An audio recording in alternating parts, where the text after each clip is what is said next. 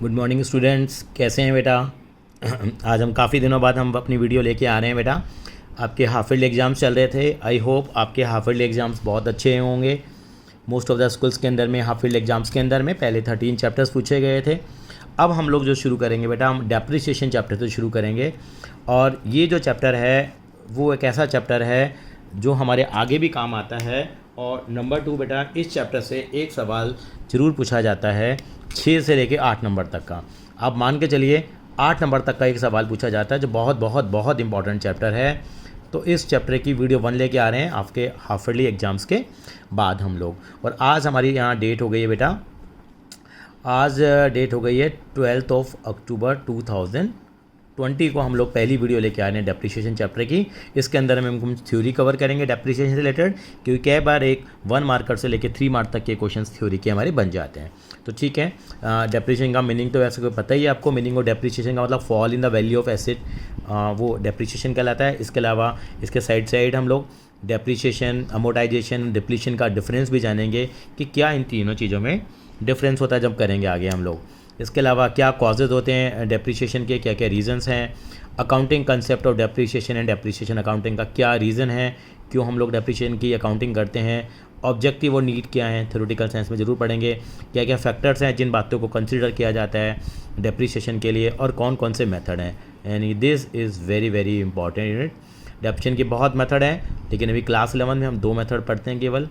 SLM का मतलब है state line method, state line method, और दूसरे मेथड का नाम है WDV, रिटर्न डाउन वैल्यू। इसको करेंगे तब समझेंगे इनके और भी कई नाम होते हैं बेटा। फिर difference depreciation account and provision for depreciation, इसको हम बिल्कुल अलग से कवर करेंगे इसको बेटा। फिर मेथड्स ऑफ डेप्रिसिएशन है, मेथड्स ऑफ रिकॉर्डिंग डेप्रिसिएशन और मेथड्स ऑफ डेप्रिसिएशन है। मेथड डेप्रिसिएशन यहाँ आ जाएंगे बेटा। ये रिकॉर्डिंग डेप्रिसिएशन का कंसेप्ट भी आपको बताएंगे बेटा। और preparing of asset disposal account और difference between straight line method and written down value method, जो मेथड होते हैं इनके ऊपर हम लोग डिस्कशन करेंगे बेटा यहाँ। तो what is the meaning of depreciation, इसको जानने की हम कोशिश करते हैं। डेप्रिसिएशन का मतलब क्या होता है, fall in the value of tangible asset because of its usage और with the efflux of time. जैसे जैसे हम चीज़ को यूज करते रहते हैं, जैसे समय व्यतीत होता चला जाता है, वो हमारे लिए क्या कहलाता है बेटा, डेप्रिसिएशन कहलाता है। ठीक है जी। रिफ्लेक्स ऑफ टाइम और ऑब्सोलेंस और एक्सीडेंट, ये 4 चीज़ें हैं बेटा। Usage of, reflex of time, obsolescence और एक्सीडेंट डेप्रिसिएशन है। बाकी इतनी सारी चीज़ें वैसे यहाँ पे दे रखी हैं आपको, वो हमें इतनी सारी चीज़ों को बेटे पढ़ने की आवश्यकता नहीं है। जो काम की चीज़ें बोलेंगे कि क्या क्या करेक्टरिस्टिक्स होते हैं डेप्रिसिएशन की। डेफिनेशन एक देखें, पिकल के डेफिनेशन कर लेते हैं बेटा, कोई दिक्कत नहीं है। Depreciation the permanent and continue diminution in the quality quantity और वैल्यू ऑफ एन एसेट। ठीक है, आई थिंक सो क्लियर है। डिमिनिशिंग का मतलब कि कम होना, डिक्रीज़ होना, क्वालिटी कम हो जाएगी, उस चीज़ की क्वांटिटी कम हो जाएगी या उसकी वैल्यू कम हो जाएगी। कि what are the characteristics, depreciation is a fall in the book value of the tangible asset. Book value में बेटा, मार्केट वैल्यू में नहीं होता। डेप्रिसिएशन चार्ज हमेशा किसके ऊपर होता है बेटा, यस, बुक वैल्यू पे चार्ज होता है। एक छोटी सी बात मैं बताना चाहूँगा, एक 1 मार्कर क्वेश्चन मैं ज़रूर पूछता हूँ। डेप्रिसिएशन सारी एसेट्स पर चार्ज होता है, लैंड के ऊपर नहीं होता। बिकॉज लैंड एक मशीनरी की तरह नहीं है, it is an indefinite economic life. तो land is never a depreciable asset. फिर से रिपीट करेंगे, लैंड एक डेप्रिशिएबल एसेट नहीं है। 1 मार्कर क्वेश्चन में आपको दिया जा सकता है। इसके अलावा fall in the value of asset is permanent, ये पढ़ाई हम लोगों ने। ग्रेजुअल और कंटिन्यूइंग है, इसमें आपका 1 मार्कर क्वेश्चन यहाँ से कहीं ना कहीं बन सकता है। It is the fall in the value of book value of asset due to use और with the flex of time. फिर से बुक वैल्यू आया है। इट अगर ग्रेजुअली धीरे धीरे होती है और ऑब्सोलीट होती रहती है ड्यू टू टेक्नोलॉजिकल डेवलपमेंट। आप देखते हैं मोबाइल के अंदर में, तो आप देखते हैं कितनी जल्दी चीज़ें क्या हो जाती हैं बेटा। आप लैपटॉप ले लीजिए या मोबाइल ले लीजिए, बहुत जल्दी डिग्रेड हो जाती हैं ड्यू टू टेक्नोलॉजी के एडवांसमेंट के कारण। पहले आप देखते थे, पहले डिब्बे वाले टीवी आते थे, फिर ब्लैक एंड वाइट टीवी आए, फिर कलर आए, फिर LCD आई, अब LED आ गई है, और पता नहीं क्या प्लाज्मा टीवी आ गए हैं। तो टेक्नोलॉजी के कारण बहुत जल्दी डेप्रिसिएशन चार्ज होता था। Depreciation in expense which does not involve cash, बहुत इंपॉर्टेंट पॉइंट है। ये कैश एक्सपेंस नहीं होता, ये एक एक्सपेंस जरूर है। It is the process of allocation of cost over it's expected life. Allocation cost को हम एलोकेट कर लेते हैं, क्योंकि अगर हम मान के चलते हैं कोई भी चीज़ है, मान लीजिए हम AC लेके आते हैं, एक हम लोग मान लो 40,000 रुपये का AC लेके आए। मान लीजिए AC का रिमोट है यहाँ, 40,000 रुपये का AC हम लेके आए हैं, और मान लो 5 साल उसकी लाइफ है, तो यानी कि हर साल उसका खर्चा कितना होगा, करीब करीब 8,000 रुपये। उसकी कॉस्ट को हम लोग क्या कर देंगे, डिवाइड कर देंगे। Depreciation is an expense and therefore debited to the P&L account where the business earning profit or not. ये आपको खर्चा मानना ही पड़ेगा, चाहे बिजनेस प्रॉफिट कमा रहा है या नहीं कमा रहा। The term depreciation use for tangible fix assets, tangible fix asset के लिए such as building, plant, machinery, इनके लिए हम डेप्रिसिएशन वर्ड यूज़ करते हैं। The term is not use for wasting and fictive assets such depletion of natural resources and amortisation of goodwill respectively. बताऊंगा, अगले term का इंट्रोडक्शन दे दिया है। डेप्रिसिएशन जो वर्ड हम यूज करते हैं बेटा, मैं बताना चाहूँगा वो टेंजिबल एसेट्स के लिए करते हैं, लेकिन it is not use for wasting and fictive assets such as depletion of natural resources. Natural resources का मतलब क्या होता है, जैसे आपने देखा होगा बेटा, जैसे आपने घरों में देखा होगा स्टोन लगा होता है बेटा, पत्थर लगा होता है, आजकल टाइलों का फैशन भी चल गया। जो पत्थर निकलता क्या है बेटा, माइन से निकलता है। तो माइन एक नेचुरल रिसोर्स है बेटा, जहाँ से कि हम निकलता है। ऑयल वेल सुने आपने, कुएँ सुने हैं आपने, तेल के कुएँ सुने हैं आपने, सुना है कि जो अरेबियन कंट्रीज़ होती है वहाँ पे, तो वहाँ पे क्या होता है, उसके लिए हम टेक्निकली वर्ड यूज़ करते हैं डिप्लीशन, मतलब डेप्रिसिएशन ही है। अमोर्टाइजेशन ये वर्ड यूज़ होता है बेटा इंटेंजिबल एसेट्स के लिए, यानी कि इंटेंजिबल एसेट्स की वैल्यू भी कम होती है। आपकी गुडविल है, कॉपीराइट है, पेटेंट है, ट्रेडमार्क है, इनकी वैल्यू भी क्या होती है बेटा, कम होती है। इनकी वैल्यू अगर कम होती है तो उसको क्या बोलते हैं, टेक्निकली हम लोग उसका नाम देते हैं बेटा क्या, अमोर्टाइजेशन बोलते हैं। तो तीनों टर्म का इंट्रोडक्शन आ गया हमारे पास। तो often question of difference among these three items arises, the difference among the item is discussed below। एक डेप्रिसिएशन है, एक अमोर्टाइजेशन। डेप्रिसिएशन के बारे में ऑलरेडी पढ़ चुके हैं, आई थिंक सो उसको कोई पढ़ने की ज़रूरत नहीं है। It is a normal wear and tear of the asset due to flex of time, obsolescence through technology और मार्केट चेंजेस। ठीक है जी। तो डेप्रिसिएशन किसके लिए लगती है, मैंने बताया था टेंजिबल फिक्स एसेट्स के लिए लगती है।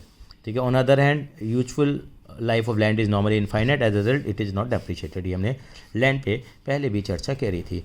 अमोर्टाइजेशन क्या है, amortisation is gradual and systematic writing off intangible asset, intangible assets को over its estimated life. For example patent है, परचेज ऑफ गुडविल है, कॉपीराइट है, amortise over their life being intangible assets. यानी कोई हमने पेटेंट बनाया, पेटेंट का मतलब किसी का राइट बना लिया, आपको 10 साल के लिए राइट अलाउ होगा, 10 साल तक यूज कर सकते हैं। मान लीजिए हमने 20,000 रुपये खर्च किए उसके लिए, तो हर साल का कितना हो गया, 2,000 रुपये हो गया। तो उसको वो डिवाइड करना चीज़ है डेप्रिशिएशन। जैसे depletion charge is a measure of exhaustion of wasting asset, जो वेस्टिंग एसिड्स होती हैं, यानी कि एक नई टर्म हम लोगों ने सीखी आज यहाँ, वेस्टिंग एसिड, जो एसिड वेस्ट हो जाती है, खत्म हो जाएंगी। Such as the extraction of material from quarry, यानी कि उससे हम लोग क्या करते हैं, मटेरियल को एक्सट्रैक्ट करते हैं माइन से।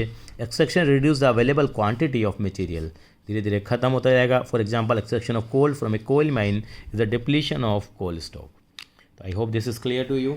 अब आते हैं कि क्या क्या रीज़न हैं, वो आपका कुछ हद तक रिपीटेशन आपको लगेगा कि क्या क्या कॉजेज़ हैं डेप्रिसिएशन के, वो हम लोगों ने किए भी हैं पहले। Use of asset you can do, efflux of time भी होता है। अगर एसिड को यूज़ करेंगे, आप शोरूम से गाड़ी निकाल के ले आइए, आप उसको यूज़ करेंगे तो उसकी वैल्यू कम हो जाएगी। फ्लेक्स ऑफ टाइम, गाड़ी यूज़ मत करिए, कोई बात नहीं, 1 साल से नई गाड़ी ले आइए, 1 साल तक अपने घर में रखिए, 1 साल बाद बेचिए, क्या उतनी की बिकेगी? आप कहेंगे बिल्कुल नहीं। क्यों? क्योंकि this is also the one of the reason of depreciation. आगे चलते हैं ऑब्सोलेंस। ऑब्सोलेंस मतलब ऑब्सोलीट हो जाना कोई चीज़, यानी कोई नई चीज़ आ जाती है, पुरानी चीज़ की वैल्यू वैसे ही कम हो जाती है। It is better the cost effective machine become available, old machine may have to be discarded even though it is a capable of being used, thus it lead to the reduction of useful life of asset. यानी कि कोई नई चीज़ आ गई, नई चीज़ technology आ गई हमारे पास, तो पुरानी चीज़ ऑब्सोलीट हो जाएगी। एक्सीडेंट लॉसेज में भी permanent but is not continuing and gradually, permanent होते हैं लेकिन कंटिन्यू नहीं होते, कभी कभार होते हैं, उससे भी इसी की वैल्यू कम आ जाती है। सो अभी तक of the above only the first 2 factors are considered relevant to the depreciation. Factor 3 and 4 are considered only when they occur, ये जब होते हैं तब देखे जाते हैं, otherwise flex and use of asset they do not happen to all the assets. It should be noted when we discuss depreciation we consider only tangible fix assets. ये तो अभी हम लोगों ने किया ही है, तो ये चीज़ हमारे पास है।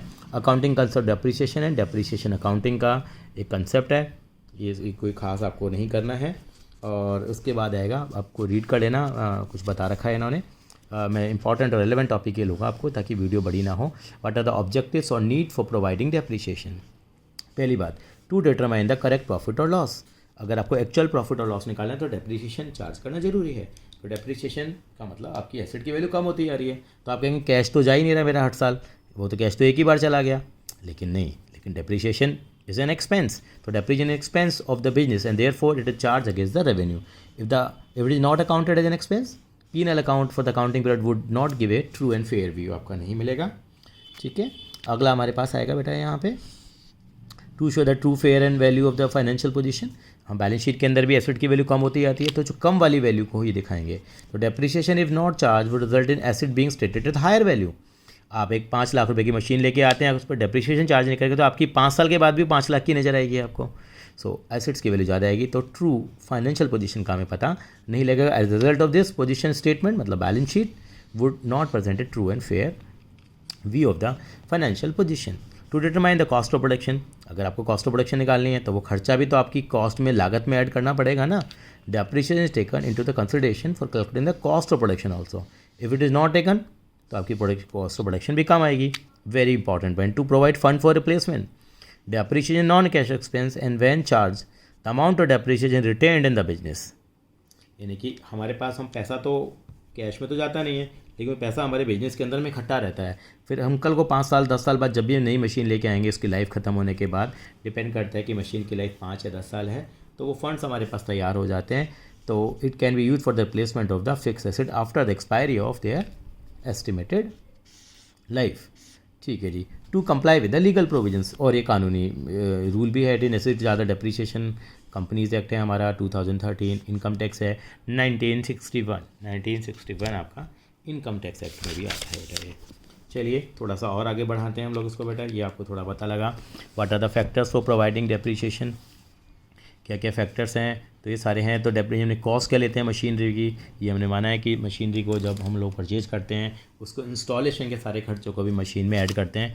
थोड़ा सा उन्होंने बताया भी है। यानी cost include all expenses incurred for making an asset ready to use such as freight and installation charges. जो भी खर्चा पानी आया है तो बिल्कुल उसको हम ऐड करेंगे। तो historical cost, purchase price plus freight plus installation cost. Important point about the cost of the asset के बारे में कुछ इंपॉर्टेंट पॉइंट बताया है। Expenses of capital nature like extension of any asset they have heavy repair, उसको हम cost में add कर लेते हैं। और जो रेवेन्यू नेचर के होंगे दे आर एक्सक्लूडेड, पता होना चाहिए। इसके अलावा जीएसटी अगर हम पे वगैरह करते हैं तो उसको हम लोग cost of the asset does not include interest paid और payable on the amount borrowed to finance the purchase asset. Asset को खरीदने के लिए अगर हमने लोन ले लिया तो जो ब्याज है वो हम ऐड नहीं वहाँ पे नहीं करते हम लोग। बाकी जीएसटी है, जीएसटी जो भी आपने पे कराए खरीदते समय और जब बेचेंगे तो आपका जो कलेक्ट होगा उससे आप क्या कर लेंगे, इसको एडजस्ट कर लेंगे। तो जीएसटी का कोई रोल यहाँ नहीं आता। क्वेश्चंस में दे रखा होगा लेकिन आप उसको इग्नोर करेंगे जब हम लोग अकाउंटिंग करेंगे, बताएंगे आपको वहाँ पे। एक एस्टिमेटेड स्क्रैप लाइफ, इसके बारे में सोचना होता है। स्क्रैप वैल्यू का मतलब क्या होता है? स्क्रैप वैल्यू वो वैल्यू होती है, इसके और भी नाम होते हैं। जब आपकी मशीन जब पुरानी हो जाती है तब उसको बेच देते हैं, तो बेचने पे कुछ ना कुछ ज़रूर मिलेगा। That is known as the scrap value. इसको हम रेजिडुअल वैल्यू भी बोल देते हैं बेटा।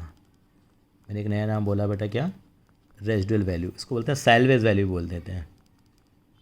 और देसी भाषा में बोलूँ बेटा, जैसे कहते हैं कबाड़े में कुछ तो मिलेगा ना, यानी कि आपकी वो चीज़ पुरानी हो जाती है घर में, आपकी घर में कोई भी मशीन रखी हुई है, मान लीजिए वॉशिंग मशीन ही है, अगर वो पुरानी हो जाएगी तो उसके बाद आप एक्सचेंज ऑफर में दे देते हैं ना उसको, या मोबाइल भी एक्सचेंज ऑफर में देते हैं, कुछ ना कुछ तो उसकी रेजिडुअल वैल्यू होती है, बची हुई वैल्यू रहती है या स्क्रैप वैल्यू रहती है।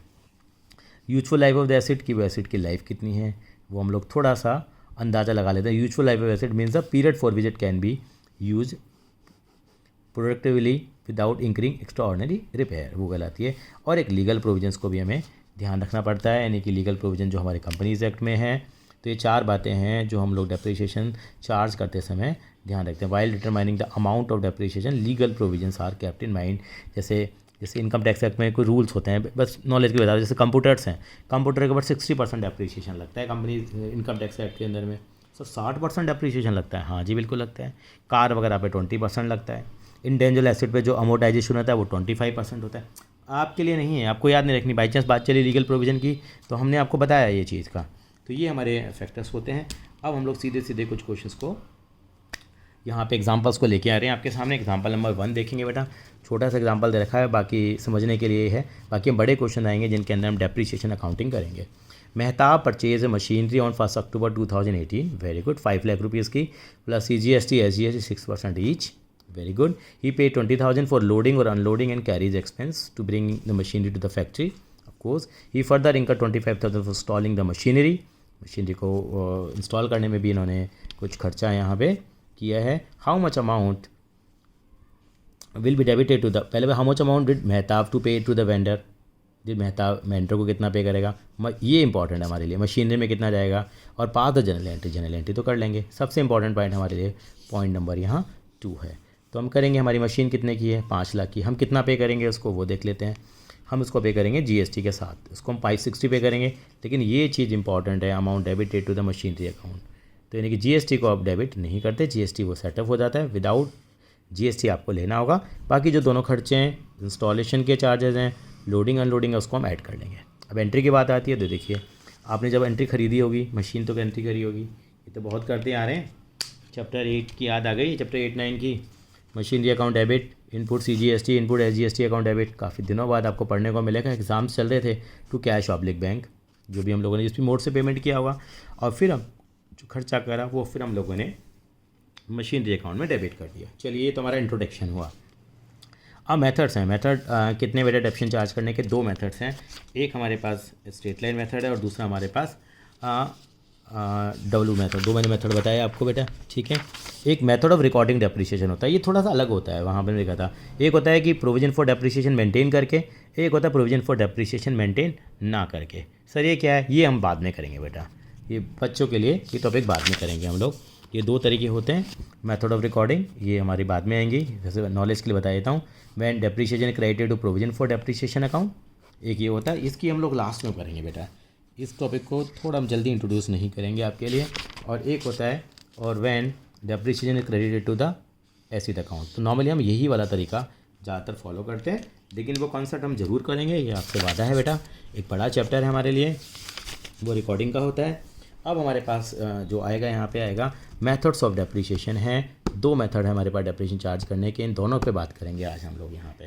तो आप साथ साथ में नोट भी बनाते रहेंगे कि क्या क्या हम बातें करने वाले हैं आपके डेप्रिसिएशन के चैप्टर के लिए। छोटे छोटे 3 सवाल हैं और 2-3 सवाल हैं, वो जरूर हम लोग करेंगे बेटा यहाँ पे। ये 2 मेथड होते हैं बेटा। पहले मेथड का नाम बताइए तो method of depreciation fix percentage with original cost method. पहले मेथड का नाम है फिक्स परसेंटेज और ओरिजिनल कॉस्ट मेथड है इसका, और फिक्स इंस्टॉलमेंट मेथड और स्ट्रेट लाइन मेथड। ज़्यादा पॉपुलर ही इसको क्या कहते हैं, स्ट्रेट लाइन मेथड, पर एग्जाम में और भी नाम पूछ लिए जाते हैं इसके। तो उसका नाम क्या है, फिक्स परसेंटेज भी है, ओरिजिनल कॉस्ट भी है, फिक्स इंस्टॉलमेंट भी है, 4 नाम हो गए। दूसरा मेथड का नाम क्या है, इंपॉर्टेंटली क्या बोलते हैं उसको, return down value method. Shortcut में लिख देता हूँ यहाँ पे, इसको हम बोलते हैं सलाम। सलाम का मतलब SLM, इसको बोलते हैं WDV, ठीक है जी। और इसके दूसरा नाम है fix percentage on diminishing balance और रिड्यूसिंग इंस्टॉलमेंट मेथड। 2 नाम और है। रिड्यूसिंग इंस्टॉलमेंट धीरे धीरे आप याद करते रहेंगे तो पता लग जाएगा दोनों में क्या डिफरेंस है, उसके ऊपर चर्चा करेंगे। थोड़ा बहुत आपको आइडिया है ही, मुझे मालूम है इस बात का। पहला मेथड आता है straight line method. Straight line method में डेप्रिसिएशन निकालने का तरीका क्या होता है वो बता देता हूँ। स्ट्रेट लाइन मेथड में क्या होता है, आपके पास 2 बातें होती हैं। मैं अपने तरीके से आपको कराऊंगा, इन्होंने बिल्कुल यहाँ पे दे रखा है, मैं अपने तरीके से बताऊंगा। Straight line method, WD method, 2 method होते हैं।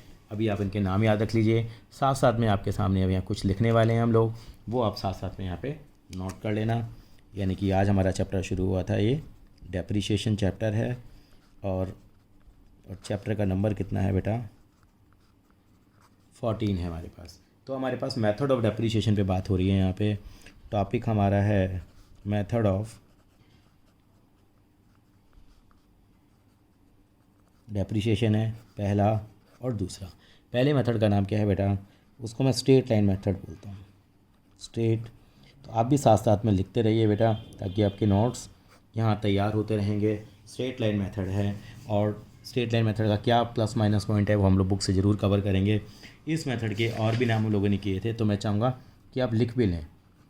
ओरिजिनल कॉस्ट मेथड ही बोलते हैं इसको हम लोग, ओरिजिनल कॉस्ट मेथड। क्यों बोलते हैं तो पता लग जाएगा, क्योंकि इसमें डेप्रिसिएशन का अमाउंट फिक्स रहता है। एक नाम और है इसका fix instalment, fix instalment method. और इसका एक नाम और भी है बेटा, इसको बोलते हैं स्ट्रेट लाइन मेथड, जो हम लोगों ने यहाँ पर लिखा भी था यहाँ पे। और इसको ओरिजिनल कॉस्ट मेथड ही बोलते हैं, fix instalment method, fix percentage ही बोलते हैं, फिक्स परसेंटेज मेथड ही बोल देते हैं इसको। परसेंटेज भी वहाँ पे भी होती है, तो यहाँ फिक्स परसेंटेज के नाम से भी जाना जाता है। दूसरे मेथड का नाम क्या है, fix percentage on diminishing balance. नाम समझना जरा, देखिए है तो यहाँ भी फिक्स परसेंट है, खाली वो फिक्स परसेंटेज ऑन किस पे, डिमिनिशिंग बैलेंस, जो बैलेंस कम हो गया आएगा। बड़ा प्यारा नाम दिया है इन्होंने। ठीक है। इसका दूसरा नाम तो मालूम है, बड़ा पॉपुलर है, वो है रिटर्न डाउन वैल्यू मेथड, और इसका नाम हो रहा है धीरे धीरे diminishing balance method, diminishing balance method भी यहाँ पे हम यूज़ करते हैं। अब दो बातें हैं बेटा, हम शुरुआत करेंगे स्ट्रेट लाइन मेथड से।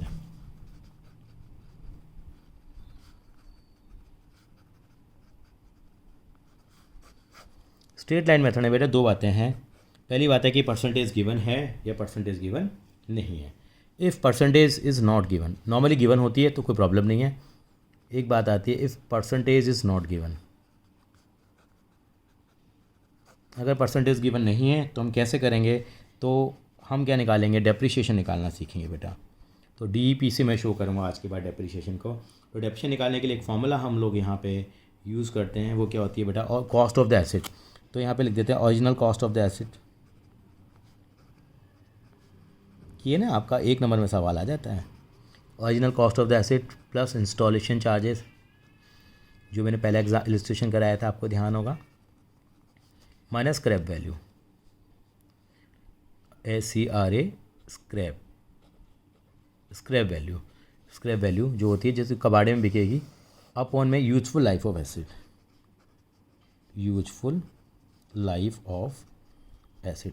ये हमारा फॉर्मूला होता है डेप्रिसिएशन का। इसको यूज़ भी करके दिखाऊंगा बेटा यहाँ पे मैं भी। और एक होता है बेटा डेप्रिसिएशन का रेट निकालना, क्योंकि मालूम है आपको रेट नहीं दे रखा है यहाँ पे, परसेंटेज गिवन नहीं है। तो परसेंटेज निकालने के लिए क्या करेंगे, अब जो ये डेप्रिसिएशन आया है निकल के, अपॉन क्या करेंगे बेटा, original cost into total cost of the asset, इसका मतलब total cost of assets into 100। ये वाला फॉर्मूला हम यूज करेंगे किसके लिए बेटा, अगर हमें डेप्रिसिएशन का क्या निकालना है, अगर रेट।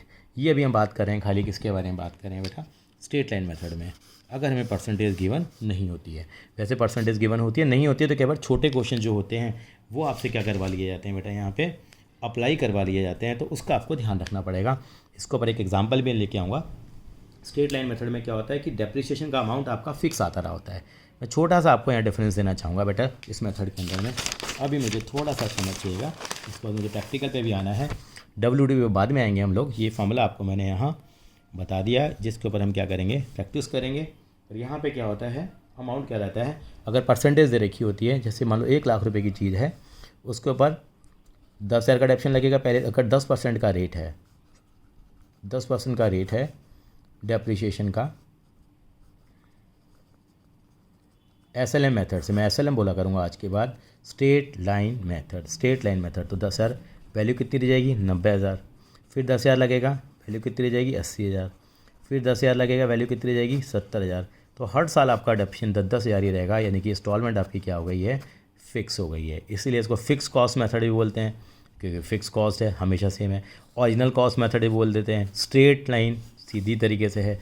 अगर हम 90,000 पर डेप्शन चार्ज करते, अगर हम 90,000, जैसे 1 लाख की मशीन है, उस पर 10% चार्ज कर लिया, 90,000 आ गया।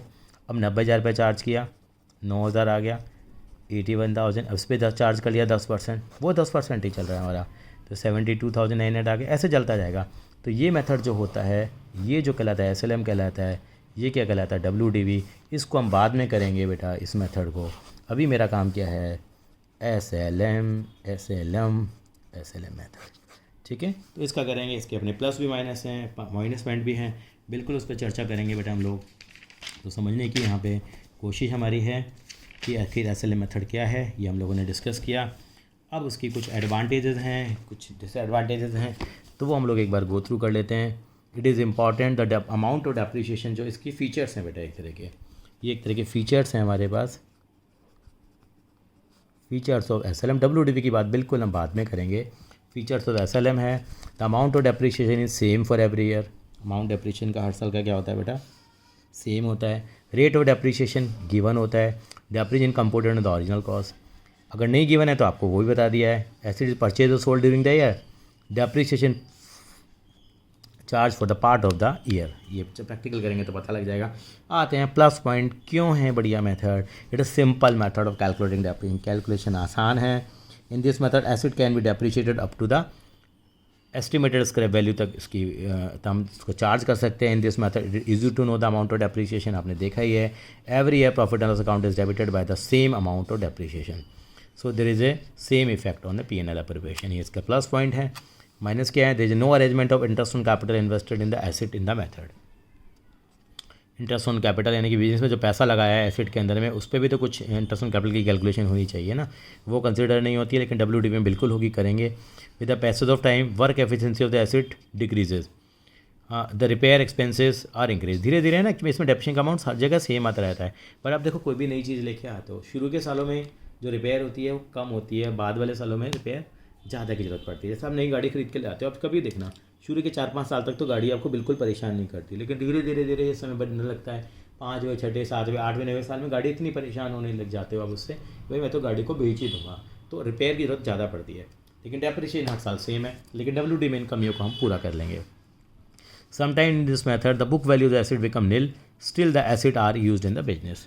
कि हमारे पास क्या होता है, एसिड की वैल्यू कागजों में नहीं ले जाती, लेकिन एसिड अभी भी यूज़ होती है। मान लो कोई एसिड है 1 लाख रुपए की है और 10 साल उसकी आपने लाइफ मानी है, इसमें देखो एस्टिमेटेड करी थी, आप 10% के हिसाब से डिडक्शन चार्ज कर रहे हैं, तो 10 साल में ख़त्म हो जाएगी, लेकिन उसके बाद भी वैल्यू एसिड काम कर रही होती है, तो बुक वैल्यू उसकी ख़त्म हो जाती है, लेकिन फिजिकली एसिड हमारे पास हो सकती है।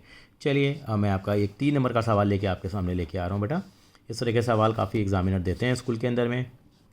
तो देखिए, आपने एक मशीनरी खरीदी है आपने 7,40,000 रुपये की, अप्रैल 2018 में 60,000 रुपये इसके ऊपर खर्चा कर दिया है आपने। यूजफुल लाइफ कितनी है उसकी बेटा, 5 साल लाइफ है। It estimated realisable scrap value कितनी है उसकी, 40,000 रुपये है। Find out the amount of annual depreciation and rate of depreciation. 2 point यहाँ पे नोट करने वाले हैं कि अमाउंट ऑफ डेप्रिसिएशन ने पूछा है, साथ साथ में उन्होंने रेट भी यहाँ पे हमसे पूछ लिया है, what is the amount of annual depreciation and rate of depreciation. तो ठीक है, determination of amount of annual and rate of depreciation निकालने का तरीका, एनुअल डेप्रिसिएशन निकालेंगे कॉस्ट ऑफ द एसेट। मैंने बताया था आपको, फॉर्मूला लिखवाया था, आपको याद होगा।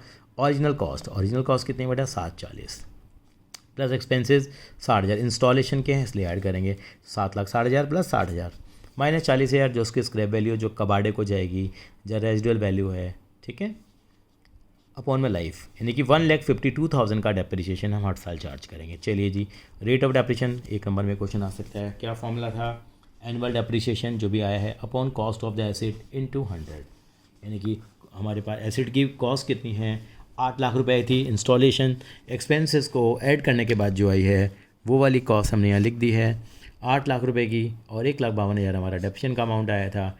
डिवाइड करेंगे तो 19% का रेट हमारा आया।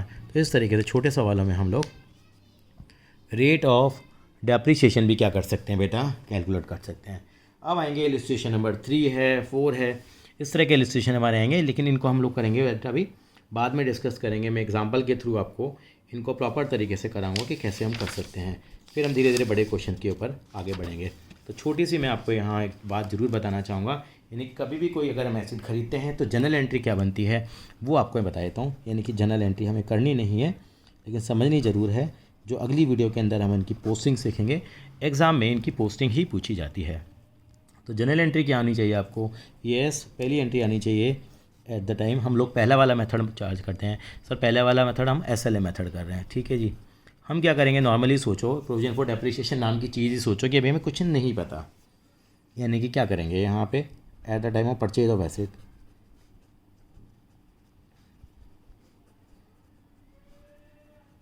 परचेज ऑफ एसेट आप कहेंगे सर GST वगैरह होगा, लेकिन यहाँ अकाउंट बनाएंगे तो उन पर इम्पैक्ट नहीं आएगा। आप यहाँ पे क्या लिखेंगे बेटा, fix asset account debit to cash oblique bank. लेकिन सर GST हुआ तो बिल्कुल GST भी आ जाएगा यहाँ पे,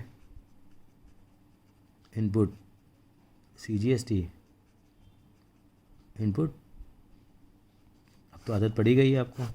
at the time of purchase of asset, दूसरे नंबर पे बात आती है डेप्रिसिएशन ऑन एसेट की कैसे करेंगे, ये भी आपने कराया है। डेप्रिसिएशन अकाउंट डेबिट, चाहे डिप्लीशन हो चाहे अमोर्टाइजेशन हो, टू फिक्स एसेट आ जाएगा, ठीक है। नंबर 3 आएगी डेप्रिसिएशन, जो खर्चा होता है वो ईयर एंड पे हम क्या करते हैं बेटे, प्रॉफिट एंड लॉस में ट्रांसफ़र करते हैं। किस में ट्रांसफ़र करते हैं, यानी कि when at the year and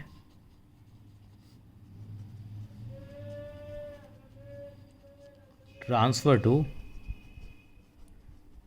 statement of P and L. Sir ये क्या चीज़ होती है statement of P and L? P and L का मतलब प्रॉफिट एंड लॉस अकाउंट। लिखने का तरीका है प्रॉफिट एंड लॉस अकाउंट। ये पूरा पर पी एंड एल हम शॉर्टकट में बोलते हैं प्रॉफिट एंड लॉस अकाउंट। ये कंपनियाँ जो होती है ना, जो प्रॉफिट एंड लॉस अकाउंट की जगह statement of P and L बनाती हैं, या at the time with the year end पे इनको ट्रांसफ़र करते हैं statement of P and L में या प्रॉफिट एंड लॉस अकाउंट में। तो होता क्या है, तो एंट्री क्या आती है, statement of P and L account debit. कंपनियां जो होती हैं वो पी एंड एल बनाती है बेटा, या ऑब्लिक करके अपने देसी तरीके से भी लिख सकते हैं क्या, profit and loss account debit to, ये डेप्रिसिएशन है, जितने भी खर्चे होते हैं आपने, हम जब क्लोजिंग एंट्री सीखी थी जनरल प्रॉपर में वहाँ करे थे, सब जाके नहीं पी एन एल अकाउंट में चले जाते हैं। P and L account debit to depreciation account. ये 3 एंट्री हो गई। चौथी एंट्री और बनेगी हमारे पास बेटा, वो भी आपको बता देते हैं। यानी कि जब हम एसिड को क्या करेंगे बेटा, सेल करेंगे, तो वहाँ पर भी हमारी एक एंट्री यहाँ बनेगी। तो चौथे नंबर पे at the time of sale की एंट्री बनेगी। आप इसका स्क्रीनशॉट ले लीजिए पहले वाले का। आई होप ये आप साथ साथ में इस एंट्री को लिखते रहिए, कॉपी बना लीजिए आप, जैसे हम लोगों ने बनाई हुई है। At the time of sale हम क्या एंट्री करेंगे, at the time of sale क्या एंट्री बनेगी बेटा, सेल पे एंट्री बनेगी आपकी क्या बेटा, cash oblique bank account debit to sales मत लिख देना, yes, to fix assets to output CGST to output HGST। और सर अगर प्रॉफिट और लॉस हो गया तो प्रॉफिट हो गया, लॉस हो गया तो हम बिल्कुल यहाँ पे दिखाएंगे। यहाँ पे अगर हमारा क्या हो गया, लॉस हो गया, प्रॉफिट हो गया, तो हम यहाँ दिखा देंगे हम लोग। तो यहाँ पे आ जाएगा, डिपेंड करेगा कि यहाँ आएगा या यहाँ आएगा, यानी कि इस एंट्री में हम लोग क्या करेंगे। तो हो गई, अगर हमने कोई भी प्रॉफिट और लॉस नहीं किया तो ये एंट्री आ जाएगी। और प्रॉफिट के केस में क्या एंट्री आ जाएगी वो भी देख लेते हैं। प्रॉफिट होगा तो क्या एंट्री आ जाएगी, yes, cash account debit to fix assets to कोई भी एंट्री भी पूछ सकता है आपसे, to output CGST to output HGST to profit on sale of assets, profit on sale of assets. ये प्रॉफिट के केस में है। और नो प्रॉफिट और नो लॉस के केस में पहली वाली हो गई, इन केस ऑफ प्रॉफिट। अगर सर लॉस नहीं हो सकता क्या, क्यों नहीं हो सकता, इन केस ऑफ लॉस की एंट्री आएगी बेटा हमारे पास। लॉस के केस में क्या एंट्री बनेगी बेटा, हमारे पास एंट्री बन जाएगी यहाँ पे क्या बेटा, कैश अकाउंट डेबिट टू जैसे आप करते आ रहे हैं, टू यहाँ पे लिखेंगे फिक्स एसिड्स अकाउंट, यहाँ पे लिखेंगे क्या, आउटपुट CGST आउटपुट SGST, और यहाँ पे लिखेंगे बेटा loss on sale of acids, loss on sale of acid, जो भी होगी इसका नाम आ जाएगा। तो इस तरीके से हम यहाँ एंट्री पास करेंगे। ये एंट्री बहुत इंपॉर्टेंट है। तो अगली वीडियो के अंदर हम लोग क्या लेके आएंगे बेटा, अगली वीडियो के अंदर में कैसे हम क्वेश्चन को, पूरे फुल फ्लैश क्वेश्चन को हम लोग सॉल्व करें, उसके बारे में क्या करेंगे, हम कुछ चर्चा करेंगे। आप पहले भी अगर कुछ पढ़ के आना चाहें तो पढ़ के आ सकते हैं।